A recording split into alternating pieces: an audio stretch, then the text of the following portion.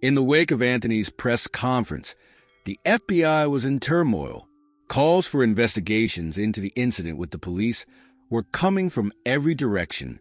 Anthony had made waves, and now the agency had to respond. Early the next morning, he gathered his team for a meeting to discuss the next steps. As his colleagues filed into the conference room, Anthony could sense the tension in the air. Some faces were supportive, but others were wary.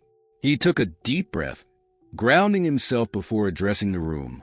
Thank you all for coming on such short notice. As you know, the incident I faced has sparked significant public concern, and we have a responsibility to address it.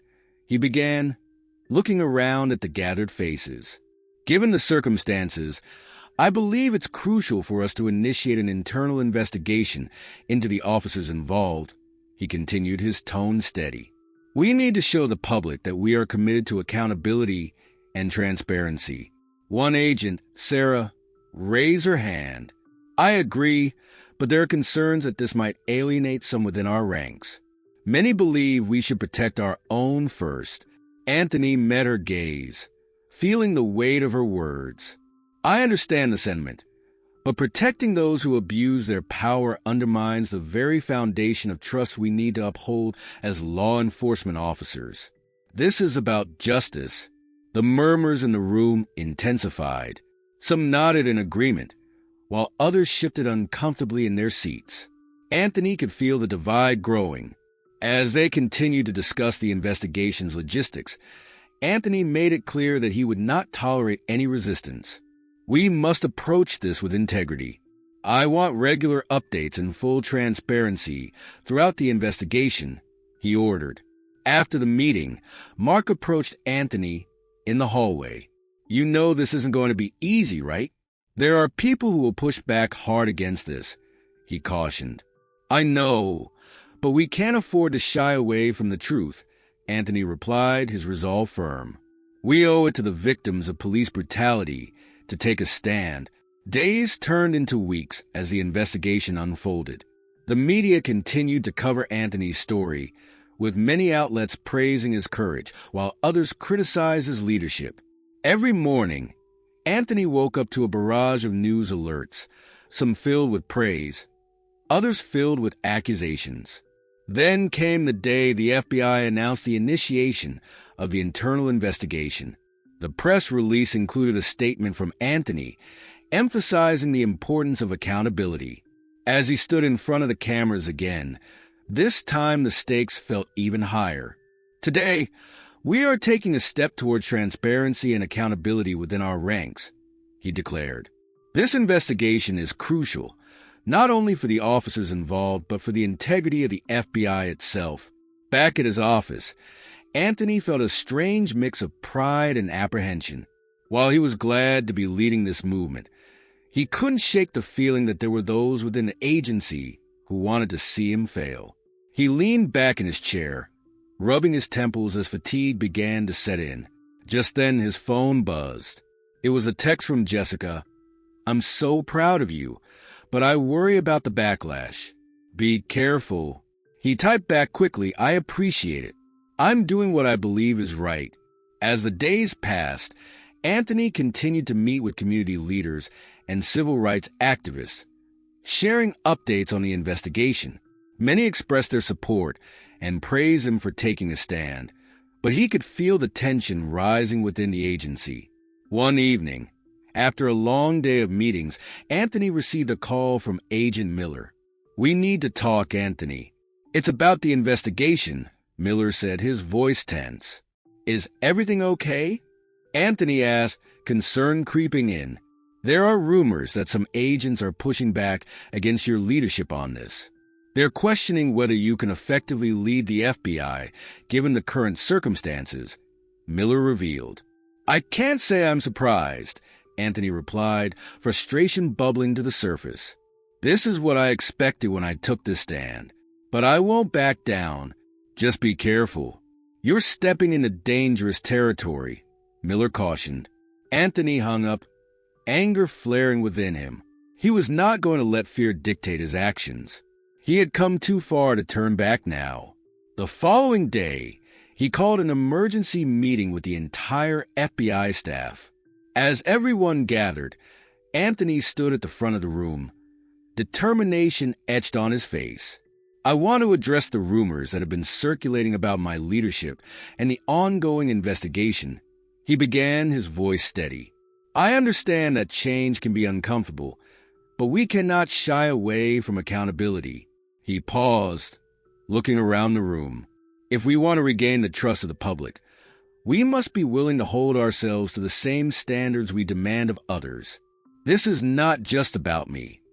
It's about the integrity of our agency. The room was silent as Anthony's words hung in the air. He could feel the weight of their gazes, some filled with skepticism, others with admiration. I urge all of you to join me in this effort. We can't afford to let fear dictate our actions. Let's work together to ensure that justice prevails, he concluded, hoping to rally support within the ranks. As he stepped down, a few agents clapped, but the majority remained silent. Anthony couldn't shake the feeling that while some were ready to support him, others were still holding back, reluctant to embrace the change he was advocating. That night, as he returned home, Anthony felt a renewed sense of purpose. He was determined to push forward, even in the face of resistance. He knew the fight for justice was just beginning, and he was ready to face whatever challenges lay ahead. The sun was just beginning to set over the city, casting long shadows across the bustling streets. Anthony Blackwood, a distinguished man in his early 40s, walked briskly toward his car after a long day at the office. He had recently been appointed as the new director of the FBI, a role he had aspired to for years. As he approached his sleek black sedan parked on the side of the road, he couldn't shake the feeling of unease creeping up his spine. Just as he reached for the door handle, a police car pulled up beside him. The officers inside exchanged glances before stepping out, their expressions unreadable.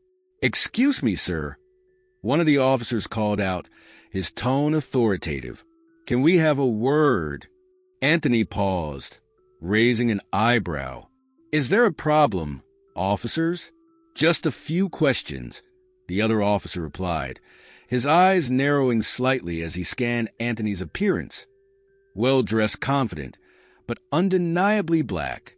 Anthony felt a tightening in his chest, an instinctual awareness that he was about to be treated as a suspect rather than a respected professional. "I'm in a bit of a hurry," he said, trying to maintain his composure. "I really need to get going." Without warning, the first officer stepped closer, his voice dropping to a whisper. "We received a report of a robbery in the area. You fit the description of the suspect." "Robbery? I'm the new director of the FBI," Anthony responded, incredulity creeping into his voice. "I have no involvement in any crime." The officers exchanged skeptical looks, their expressions hardening. "Step away from the vehicle, sir," one ordered, reaching for his handcuffs. Anthony's heart raced. "You can't be serious. I'm not a criminal. You have no reason to detain me." But the officers moved in, pushing him against the car with force. "You're coming with us," the second officer said, ignoring his protests. As they struggled to subdue him, Anthony's world turned into a chaotic blur of shouts and movement. He felt the cold metal of handcuffs biting into his wrists as he was pushed to the ground, the rough pavement scraping against his skin. "Stop! You don't understand. I'm innocent," he shouted, but his words fell on deaf ears. The officers continued their assault, fueled by their own biases and adrenaline. Anthony could feel the weight of their bodies pressing down on him, the sting of blows landing on his sides and back. He fought to catch his breath, the realization of the injustice crashing over him like a tidal wave.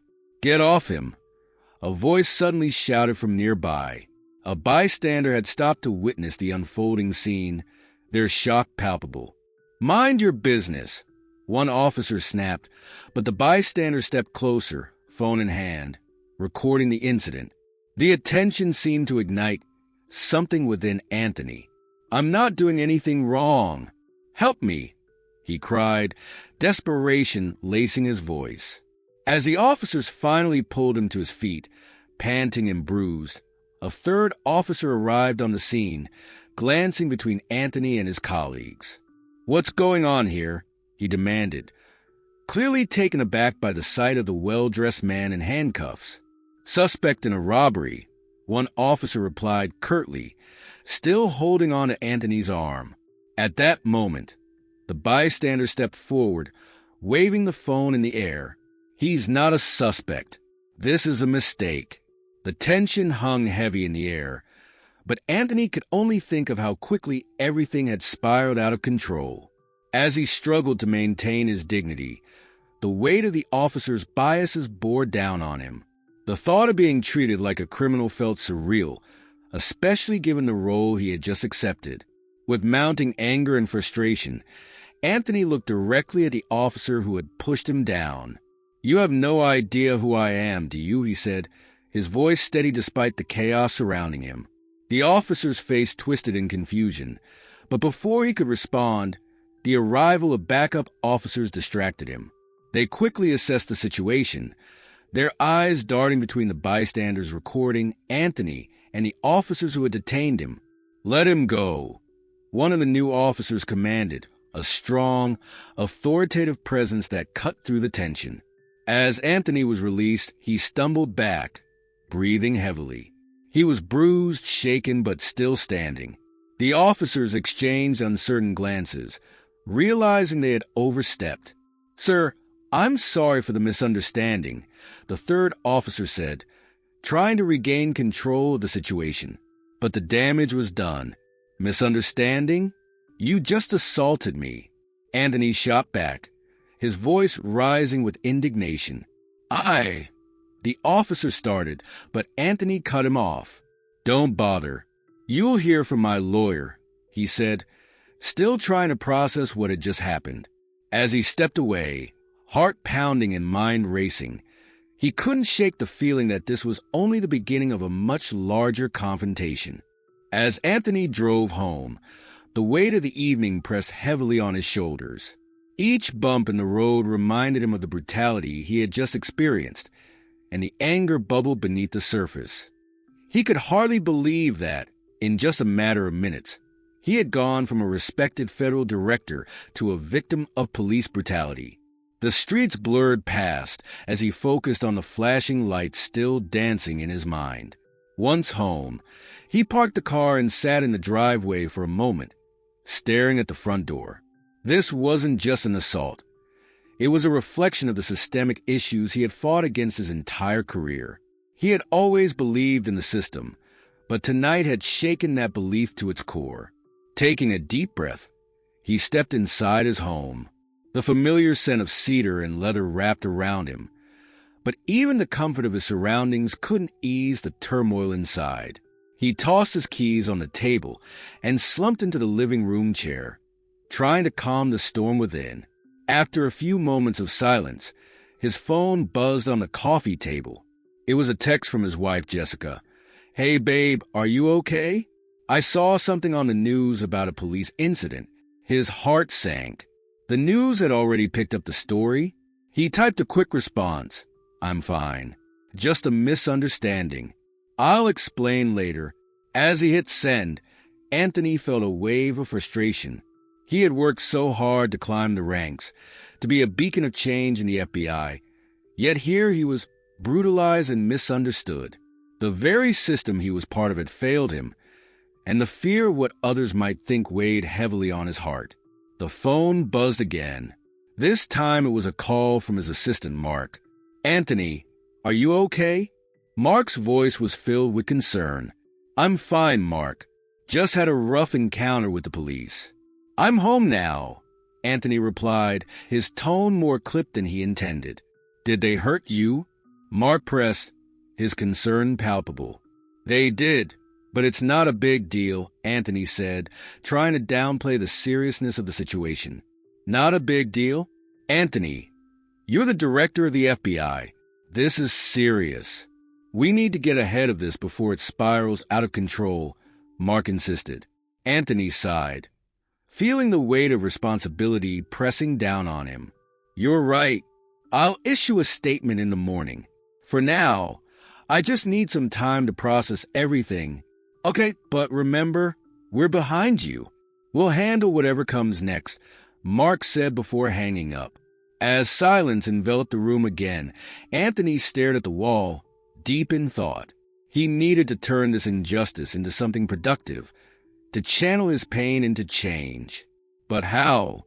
He had always believed in justice, in fairness, and tonight had left him questioning everything. Hours later, he was still awake, replaying the events in his mind. The weight of the officers' hands on him, their harsh words, the disbelief in their eyes. It was a reality too many black men faced daily, and now he was part of that narrative.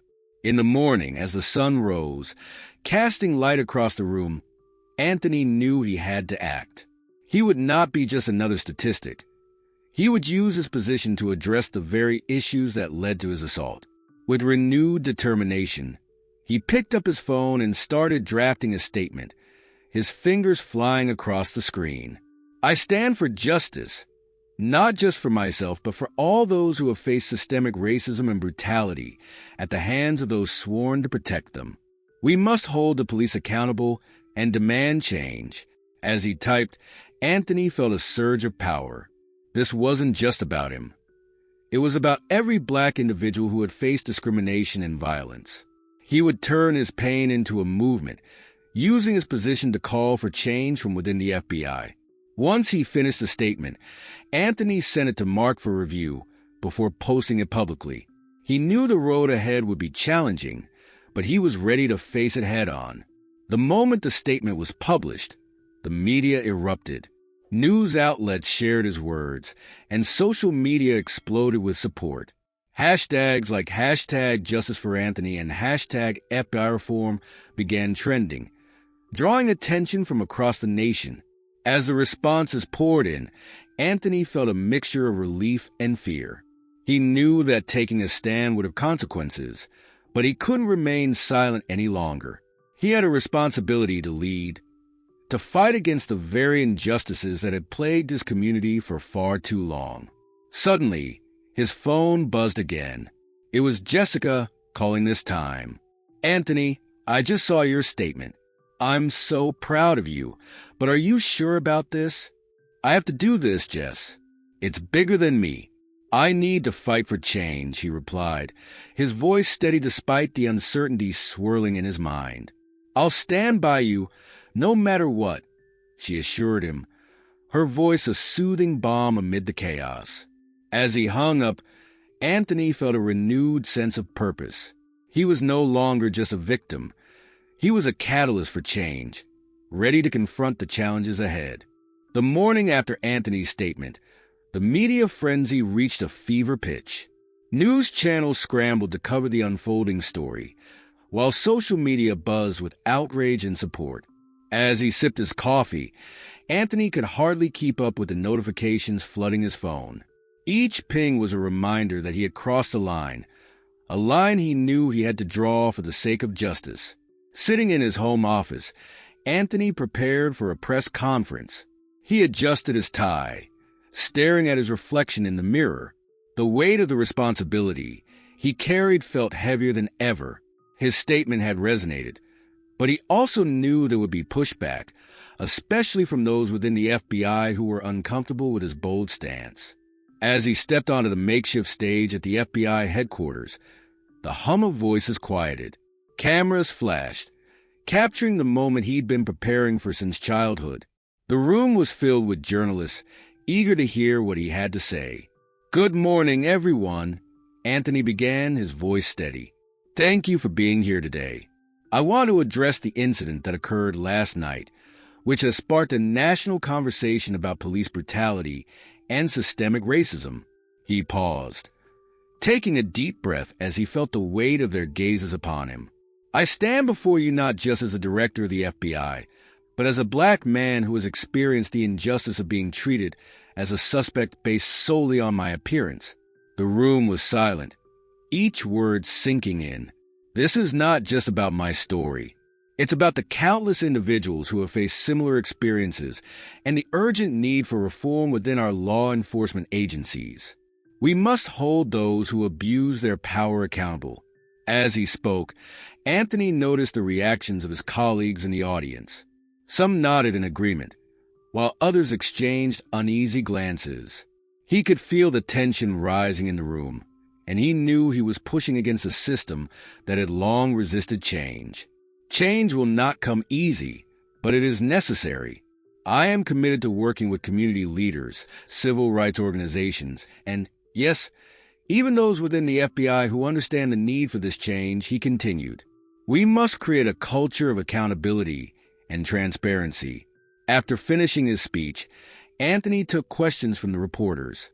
Mr. Blackwood, how do you plan to address the officers involved in your incident? One journalist asked. I believe in accountability.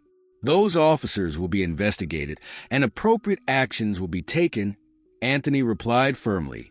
Another reporter pressed, do you fear backlash from your colleagues in the FBI for taking such a public stance? Anthony hesitated for a moment, recognizing the weight of that question. I am prepared for backlash, but I cannot remain silent. This is bigger than my career. It's about the future of our communities and our agency. We must do better. As he concluded the conference, the applause from the audience felt muted. Anthony stepped off the stage, heart pounding. He was proud of what he had done, but he couldn't shake the feeling that he had just opened a floodgate of resistance. Back at his office, Mark was waiting for him, his face a mix of admiration and concern. That was powerful, Anthony. But are you ready for what's coming? I have to be, Mark. I can't turn back now, Anthony said, determination hardening his voice. Mark nodded, but his eyes betrayed his worry. Just be careful. There are people who won't like what you said today. That evening, as Anthony scrolled through social media, the backlash began to surface. Comments ranged from supportive to hostile, with some questioning his authority to lead the FBI. The criticisms were harsh, but he had expected as much. What shook him were the comments that fueled hate, those that dismissed his experience as a mere fabrication. Another race-baiting director. He's just looking for attention. One comment read, why should we trust someone like him to lead? Anthony felt his blood boil as he read the vitriol directed at him. It was a stark reminder of the challenges he faced, not just as an FBI director, but as a black man in America. He knew he had to rise above it, to remain focused on his mission for justice and reform. The next day, as he prepared for another round of meetings, he received a call from a senior FBI official, Special Agent Miller. Anthony, we need to discuss your recent statements, Miller began, his tone serious. Sure. What's on your mind? Anthony replied, bracing himself for the conversation. I understand your passion, but you need to be cautious. Not everyone agrees with your approach, and it could affect your position, Miller warned. Then maybe it's time for some to reconsider their positions, Anthony shot back, feeling the heat of the conversation rising. I'm not here to coddle anyone. I'm here to make real changes. Miller sighed. I get it, but you have to tread carefully. You don't want to alienate your colleagues. We need their support moving forward. I appreciate your concern, but I won't back down, Anthony stated firmly. I'm committed to this cause, and if that means facing opposition, then so be it. As he hung up, Anthony felt a renewed sense of resolve. He was prepared for the battles ahead, determined to stand his ground in the fight against injustice. In the days that followed, he received calls from various civil rights organizations offering their support, thanking him for his bravery. While the backlash from some within the FBI persisted, Anthony found strength in the allies he was forging outside the agency. As the sun set that evening, Anthony looked out at the city skyline from his office window, a sense of determination settling in his heart. This fight wasn't just for him. It was for the future, for the next generation. He wouldn't rest until real change was achieved. As the internal investigation progressed, Anthony found himself navigating a complex web of alliances and adversities within the FBI. While some agents rallied behind him, offering their support, others quietly undermined his efforts, fearing the implications of his leadership style on the agency's reputation. In the days following the emergency meeting, Anthony received unexpected support from several community organizations. They reached out, offering to collaborate on outreach programs aimed at improving relations between the FBI and the communities they served. He was eager to work with them, seeing it as a chance to not only mend fences, but also to instill a sense of accountability within the agency. One afternoon, as he prepared for a community meeting, Anthony reflected on the transformation he was trying to achieve. He knew that change wouldn't happen overnight, but he believed that open dialogue could bridge the gap between law enforcement and the community. As he arrived at the community center, he was greeted by a diverse group of leaders, activists, and concerned citizens. The room buzzed with energy, and Anthony felt a sense of hope wash over him. He introduced himself and thanked everyone for coming, eager to share his vision. "Tonight, we're here to foster understanding," Anthony began, looking out at the attentive faces. "I want to hear your concerns and experiences, and together, we can work toward solutions." As the discussions unfolded, stories poured in about encounters with law enforcement that had left people feeling marginalized and targeted.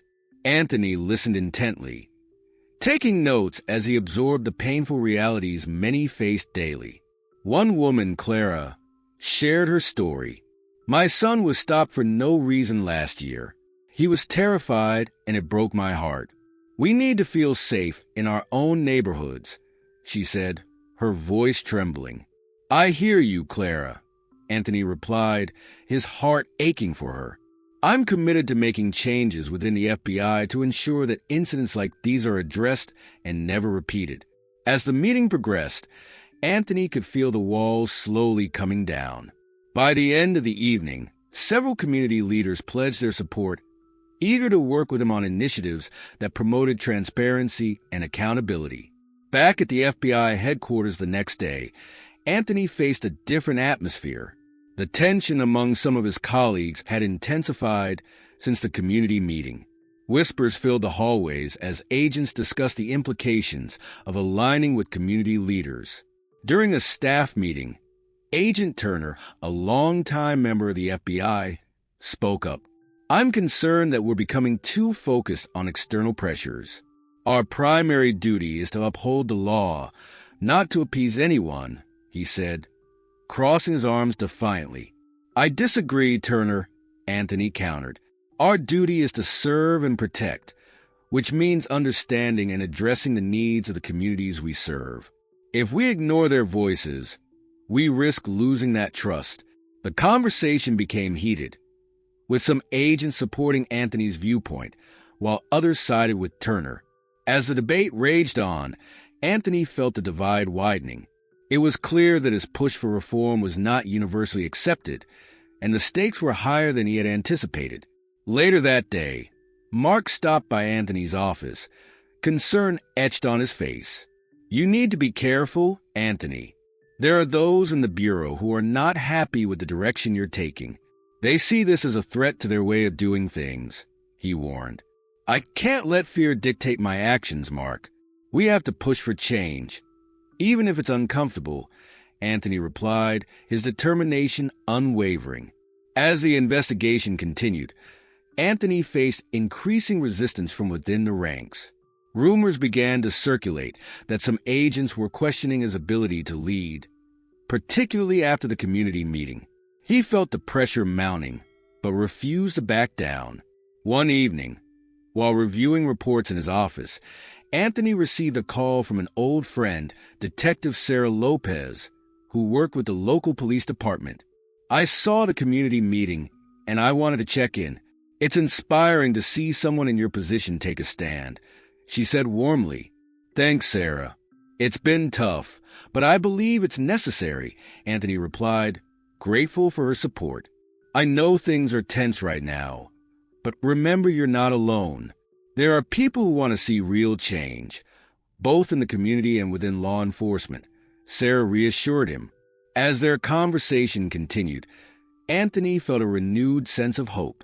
He realized that despite the challenges, he had allies beyond the FBI, people who shared his vision for justice and reform.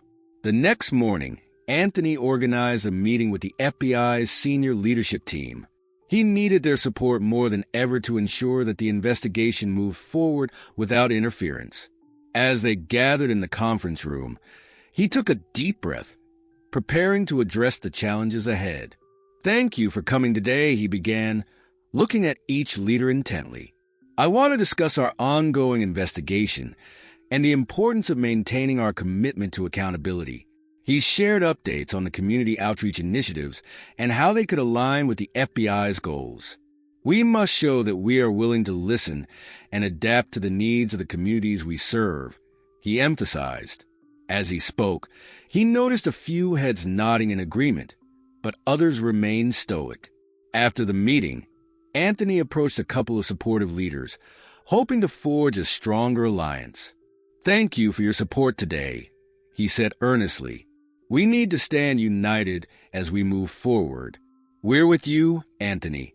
Just remember, it won't be easy," one of them replied, a hint of apprehension in their voice. As Anthony left the meeting, he felt a mixture of gratitude and worry. He was gaining allies, but the adversaries were still lurking in the shadows.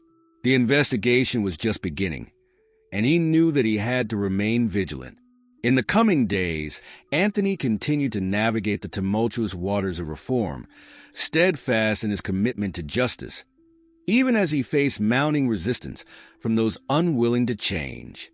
As the internal investigation progressed, the tension within the FBI reached a boiling point. The divide between Anthony's supporters and his detractors was palpable. Whispers echoed in the hallways, and the atmosphere became increasingly hostile. Despite this, Anthony remained resolute, believing that the truth had to prevail. One day, while reviewing the investigation findings in his office, Anthony received a call from Mark. "I just got word that some agents are planning to push back against the investigation. They're organizing a meeting to discuss their concerns," he said, concern etched in his voice. "What kind of pushback?" Anthony asked, his heart racing. "Rumor has it they want to propose a vote of no confidence in your leadership," Mark revealed. Anthony clenched his jaw, anger and frustration bubbling beneath the surface. "This is exactly what I feared. They think I'm a threat to the status quo." "Be careful, Anthony. You're walking a tightrope," Mark warned. Determined not to back down, Anthony spent the next few days strategizing. He knew he had to act quickly to rally his supporters and counter the dissent brewing within the agency. He called an emergency meeting with his allies, including Sarah and a few other supportive agents. As they gathered in a conference room, Anthony laid out his plan. "We need to show that the investigation is not just necessary but vital for the integrity of the FBI. If we let this dissent fester, it could undermine everything we're working for." "I agree, but we need to find a way to approach this without further alienating those who disagree," Sarah suggested. "Let's organize a town hall meeting where everyone can voice their concerns. It'll show we're open to dialogue and not just pushing our agenda," Anthony proposed. The team rallied behind the idea, and together, they began preparations for the town hall meeting. Anthony felt a surge of hope, believing this could be a turning point in the fight for accountability within the agency. The day of the town hall arrived, and the atmosphere was electric. Agents filed into the large auditorium, their expressions a mix of curiosity and skepticism. Anthony stood at the front, flanked by his allies, ready to address the crowd. "Thank you all for coming," he began, his voice steady. "I know there are concerns regarding the ongoing investigation and my leadership. Today, I want to create an open space for discussion. We can't afford to let fear or division dictate our actions." As he spoke, he saw a few agents whispering to each other, but he pushed through. "This is an opportunity for us to come together and find common ground. We owe it to the communities we serve to hold ourselves accountable.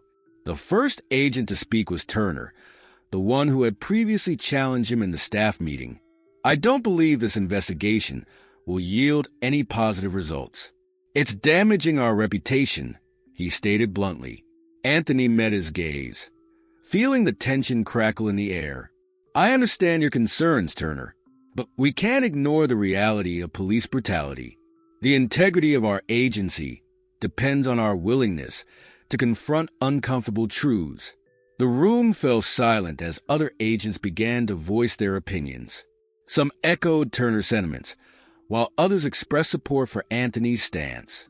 As the debate intensified, Anthony felt the pressure mounting but stood firm. After a heated exchange, Clara, the woman from the community meeting, entered the room. She had been invited to share her perspective, and Anthony knew her voice would carry weight. "Thank you for allowing me to speak today," Clara began, her voice steady. "I'm here because I want you to understand the impact your actions have on our community. When you stand up for justice, it sends a powerful message that we are seen and heard." Her words resonated with many in the audience.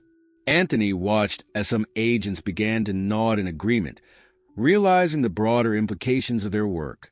As the meeting progressed, the dialogue shifted. Agents began to share their own experiences, discussing the challenges they faced in balancing law enforcement duties with community expectations. Slowly, Anthony sensed a shift in the atmosphere. After the town hall, Anthony felt invigorated. While the dissenting voices remained, he had successfully opened a dialogue, fostering a sense of unity among those who believed in accountability. The discussions had been passionate, but for the first time, there was a glimmer of hope that change might be possible. In the following days, the support for the investigation began to grow. More agents came forward, willing to share their insights and experiences. Anthony felt a renewed sense of purpose as he worked alongside his allies, pushing forward with the investigation. One evening, as he sat in his office poring over the investigation reports, Mark stopped by. "I heard about the town hall. It sounds like you made a real impact," he said, a smile breaking across his face. "I think we finally started to bridge the gap. It's not going to be easy, but I can feel the momentum shifting," Anthony replied, hopeful for what lay ahead. Just then, his phone buzzed with a notification. It was a news alert. FBI director faces internal struggles amid police brutality investigation. Anthony sighed, knowing that while progress was being made, the road ahead would still be fraught with challenges. He was determined to navigate them, standing firm in his commitment to justice and accountability. As he prepared for the next phase of the investigation, he felt a sense of resolve wash over him. The turning point had arrived, and he was ready to embrace whatever came next. The investigation into the police brutality incident had reached a critical juncture. With Anthony's leadership and the community's support, the tide seemed to be turning. Yet, the resistance from within the FBI was far from over. Many agents were still grappling with the idea of accountability, and Anthony knew that the real test lay ahead. As the investigation progressed, evidence began to mount. Witnesses came forward, and video footage from nearby cameras surfaced, capturing the incident that had left Anthony shaken. Each piece of evidence reinforced his resolve, but it also heightened the stakes. With every revelation, the pressure on the officers involved increased. One afternoon, Anthony gathered his team in the conference room to discuss the next steps. "We need to prepare for the upcoming press conference," he stated firmly. "We must present our findings transparently and address the community's concerns head-on." Mark, who had been reviewing the evidence, spoke up. "The footage is damning. It shows the extent of the brutality. We need to ensure that everyone understands the gravity of the situation." "Exactly," Anthony replied. "We have to make it clear that we are taking this seriously. There are lives at stake." As the team worked tirelessly to finalize their report, Anthony felt a sense of urgency. He was aware that the press conference could either strengthen their position or spark further outrage. The eyes of the nation would be on them, and he needed to ensure they conveyed the right message. On the day of the press conference, the atmosphere was electric. Reporters filled the room, their cameras flashing as they prepared for the statements.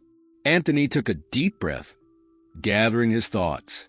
He knew that this moment could define not only his career, but also the future of the FBI. As he stepped to the podium, he looked out at the sea of faces.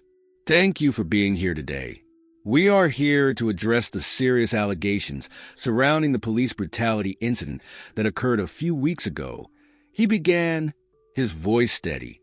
He detailed the investigation, outlining the evidence gathered, including witness statements and video footage. What we have seen is unacceptable. The actions of those involved do not reflect the values of the FBI or the commitment we have to serve and protect all communities. As he spoke, murmurs rippled through the audience. Anthony continued, emphasizing the need for accountability and reform. We are committed to ensuring that justice is served. We will hold those responsible accountable for their actions. After his statement, he opened the floor to questions. Reporters fired inquiries, seeking clarification on the next steps. What consequences will the officers involved face? One asked pointedly. We are currently assessing the evidence and working with legal authorities to determine appropriate action. Our priority is to ensure a thorough and impartial investigation, Anthony replied, feeling the weight of the questions. As the conference concluded, Anthony sensed a mixture of relief and anxiety. He had delivered the message he hoped would resonate, but the true reckoning lay ahead. The fallout from the press conference would be significant, and he was prepared for the backlash. In the following days, the response to the press conference was swift. The media coverage was intense, with headlines praising Anthony's transparency, while others criticized the agency for its previous inaction. Social media erupted with discussions about police brutality, and the pressure on the FBI grew. While the community showed signs of support, Anthony knew that he still faced dissent from within. Some agents were openly hostile, questioning his decisions and casting doubt on his leadership. One evening, while working late, Anthony received a call from Sarah. I want to check in after the press conference. It's been a whirlwind, hasn't it? She said, her tone supportive. It has, but I think we're finally making progress, Anthony replied, his heart heavy with the weight of the situation. But I can feel the resistance intensifying. Some agents are not on board with what we're trying to achieve. Just remember, you have allies who believe in your vision. Don't lose sight of that, Sarah reassured him. The following week, the investigation culminated in a decisive moment. A formal announcement was made regarding the disciplinary actions against the officers involved. Anthony stood before the media once again, ready to share the news. We have concluded our investigation and have made the decision to take disciplinary action against the officers involved in the incident, he announced, his voice firm. This sends a clear message that such behavior will not be tolerated within our ranks. As reporters fired questions, Anthony felt a mixture of pride and apprehension. The actions taken were significant, but the road to reform was still long and challenging. After the announcement, Anthony returned to his office, his mind racing with thoughts of the future. While he had faced significant challenges, he knew that change was possible. He had the support of the community, his allies within the FBI, and a growing determination to see this through. In the days that followed, community leaders and activists praised the FBI's actions, seeing them as a step toward accountability. Yet, there remained a faction within the agency that continued to resist change, viewing Anthony as a threat. As he prepared for the next phase of his work, Anthony resolved to push forward, advocating for reform and transparency within the FBI. He knew that the fight was far from over, but he was more determined than ever to make a difference. With the reckoning upon him, Anthony steeled himself for the battles that lay ahead, ready to confront the challenges and continue advocating for justice. In the weeks following the press conference and the disciplinary actions against the officers, Anthony felt the atmosphere at the FBI begin to shift. Though the path to change was fraught with challenges, there was an undeniable sense of momentum. Agents were beginning to engage in meaningful conversations about accountability, and a newfound sense of purpose permeated the agency. However, not everyone was on board. The resistance remained palpable, particularly among those who felt threatened by Anthony's leadership. Rumors of further dissent circulated, and Anthony knew he had to remain vigilant. It was crucial to ensure that the progress made didn't unravel. One morning, as Anthony reviewed the latest reports, Mark knocked on his office door and entered, concern etched on his face. "I just heard that some agents are planning to hold another meeting to discuss their frustrations with you and the ongoing investigation," he said. Anthony leaned back in his chair, his heart sinking. "What are they saying?" "Some believe you're prioritizing community relations over law enforcement integrity. They think you're turning the FBI into a political organization," Mark explained. "I understand their concerns, but this is about restoring trust," Anthony replied, determination igniting within him. "I won't let fear of change stifle our mission." Determined to address the situation head-on, Anthony called for an all-hands meeting. He wanted to reaffirm the FBI's core values and remind everyone of their shared mission.